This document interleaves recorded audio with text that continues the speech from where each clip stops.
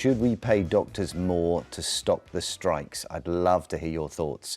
Resident doctors, formerly known as junior doctors, have now confirmed they'll walk out for 5 days from the 25th of July in another row over pay. The last time they did it, 500,000 appointments were lost. It's reckoned could be about 200,000 this time. They claim it's the only way to get back to what they were paid in 2008, and what they want overall is a 29% rise. Health Secretary Wes Streeting has described the planned action as completely unreasonable. Dawn, we are losing doctors that we have spent valuable taxpayers' money in the first place. We are losing them overseas. How else, if we don't pay them what they're worth, are we going to keep them in this country? Well, if we let them go on strike and pay them this money, or if we let them go on strike, we're going to lose patients.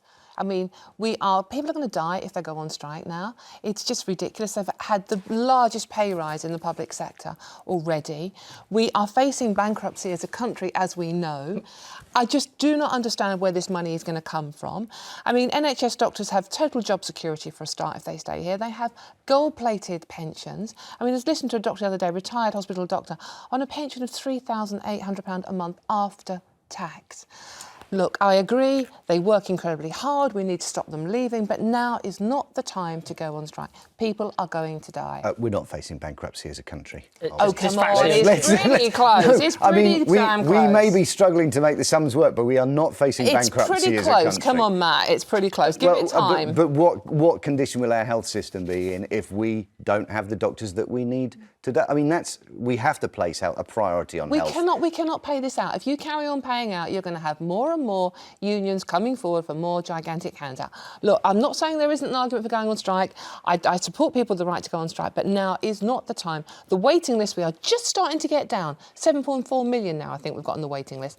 But we need to get these waiting lists down even further. We cannot afford this as a country. Owen, it does seem strange that having negotiated a 22% pay rise last year, if that was what did they not say at that time? Why did they accept that? If they were just going to come back the next year and say, actually, that wasn't enough, why not negotiate then for what they want now? Well, they are. They're asking for a pathway to pay restoration. That's all they're asking for. They're asking the government to set out a plan to restore the pay to where they were back in 2008. I mean, look, you mentioned 2008. Something happened there, I don't know if people remember, but the bankers in this country plunged this nation and other nations into catastrophe, and then doctors and nurses and ordinary people all over the country were expected to pay the consequences. Those bankers now are doing extremely well. We're not taxing them properly, even though they caused the mess that we're currently in.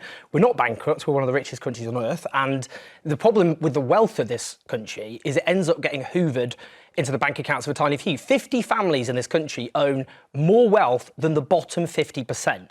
It's a question of taxing people properly so we can invest in services. And we mentioned, actually, if you want to talk about costs and just reducing things to money, we lose £2.5 billion a year because of losing doctors. Every year we lose thousands of doctors. The polling of doctors shows that a third are contemplating leaving. As things stand, you're talking about people dying. If we don't have enough doctors, if we don't have good doctors, we don't have a good healthcare system, and then people really are dying. And they are dying because we don't have a proper healthcare system at the moment. OK, let's just remind ourselves exactly what they've been offered and what they've received in the past. Have a look at this. Here we are in 2025. 5.4% is what they've been offered, which they're choosing not to accept and choosing to go out on strike, as we know, at the end of the month.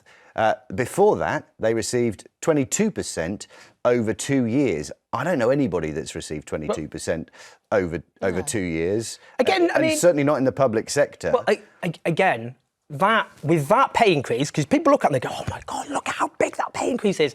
That leaves them 20% poorer than they were in 2008. And look, let's be frank. That depends on what index you use as well, by the way. We pay doctors in this country less than other countries. We pay less than Ireland, we pay less than other European countries, we pay less than Australia, who have sunny weather, notwithstanding the weather today, and people are going to Australia, those doctors, as a result. If you don't invest in your healthcare system, if you don't expect the doctors who save lives every day, and all of us have stories about what doctors have done for us and our loved ones, if you don't invest in them, you get a healthcare system on the cheap. If you hand out more money now, they are going to keep coming back, and the country, I was over-egging it, maybe saying we're on the edge of bankruptcy. Well, we're not. We really will will be on the edge of bankruptcy if we carry on handing money out like this. If you hand money out, people will come back. Can I ask you a question? Do you think it's fair that 50 families own more wealth? That's not the question. Yes, it is the question. It's about how we fund the healthcare system. What we are talking about now is handing more money over to doctors who've already had the biggest pay rise because they're still being paid less than they were, and that's the problem. We, as a country now, this is just one example. Why are we just accepting decline? We're all accepting now decline and stagnation is just a fact of life. We can't afford to pay doctors as much, anywhere near as much as we once did in our own lifetime.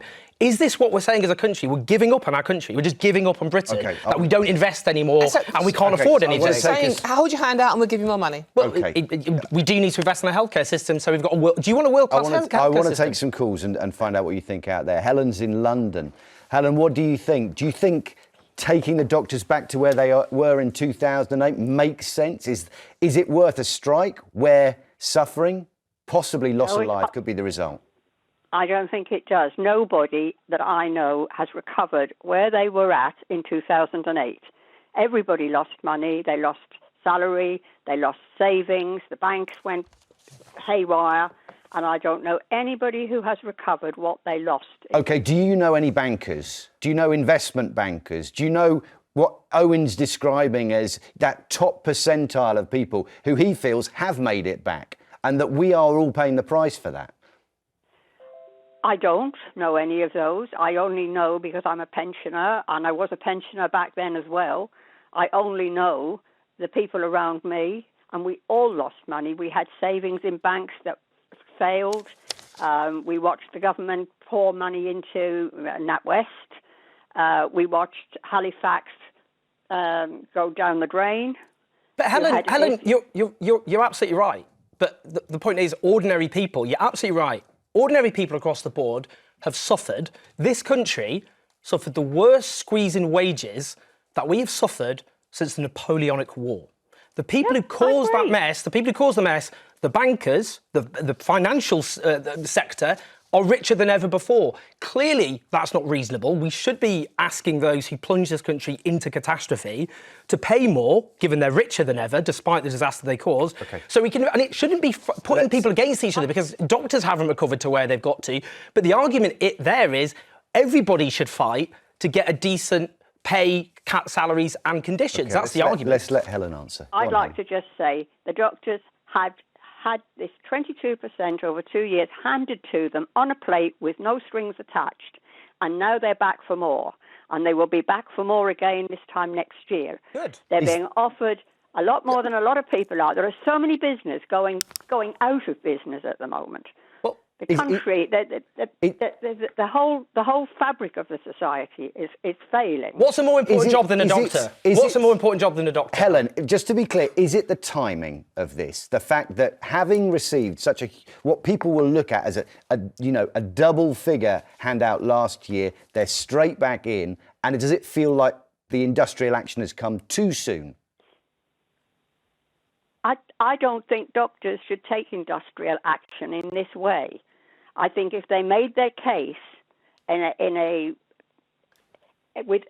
can't understand how a doctor whose job it is to save lives can possibly put lives at risk, and it does. You've answered your question, Helen. And they put lives at risk. And if they're prepared to do that, then I have very little regard for them. But how else do they improve their situation, Helen? If they don't have that backstop of industrial action, and I'm sure they regret, what they want to be doing is caring for patients and being paid for it. If they don't have that backstop of industrial action, how do they improve things for themselves? They have to. The doctors we're talking about are at the beginning of their careers, and everybody, I don't care who they are, they talk about the huge debt they've got racked up. All people who have done study at university have this huge debt to pay back. And they all have, some of them have 5 years and some of them have 7 years. They all have a debt to pay back. And none of them that I know, and I know quite a few because my grandchildren are of that age, none of them that I know are earning what the junior doctors are earning. Okay. So I'm sorry. Okay. And they talk about how much they earn per hour.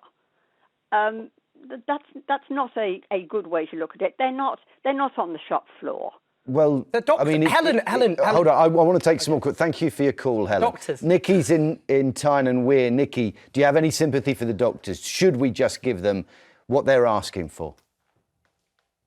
I agree that the doctors should be paid correctly, but I don't think striking is. Oh. Yeah, still here, Nikki.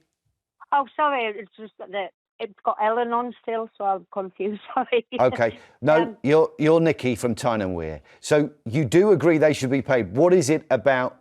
How else are they going to achieve what they're trying to achieve if that idea of industrial action, coming out on strike, is not on the table? Because at the end of the day, we've had strike after strike after strike.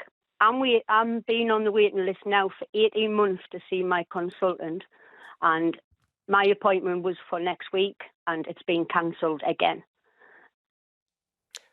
This is where people lose sympathy, Owen, is that there is a problem that has been, mounting up over decades now in terms of waiting lists. And doctors, by doing what they're doing for themselves, for their own interests, are actually exacerbating that problem and making it worse. It's not for their own interest. The National Health Service is its staff. That's the National Health Service. It's its doctors, it's its nurses, and it's. But they're not campaigning for the ability to do their jobs better. They are campaigning to get more pay for themselves. They're campaigning to restore their pay to where it was, and their pay is much, much lower than it used to be. And just on that again, waiting lists. People are right to be angry about waiting lists. Those waiting lists are made much longer, not by these strikes, compared to thousands of doctors leaving the profession every year, which costs billions of pounds, going to other countries where they are paid more salaries. If you want, this is just a basic question to people, do you think there's a more important job in society than a doctor? I would personally struggle.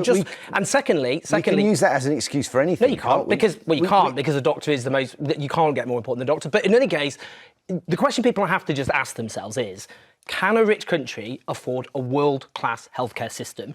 If you want that, then you have to pay your doctors more, because we are paying them much less than other rich countries, and we're losing doctors, which is why waiting lists are partly a problem in this country. OK, the stats I've read, which for 2022 is 1,200 doctors a year leave. That's UK-trained doctors leave to work elsewhere. I'm not denying that. I don't think anyone's denying that, and that is a problem we need to tackle. We do need to make sure that the job pays well and is well rewarded. I just think, however, striking at the moment is the wrong way to do it when, the 10-year health plan that has just been announced is due to, it would seem to be working. Waiting lists are coming down, and I think we need to get the NHS back on track.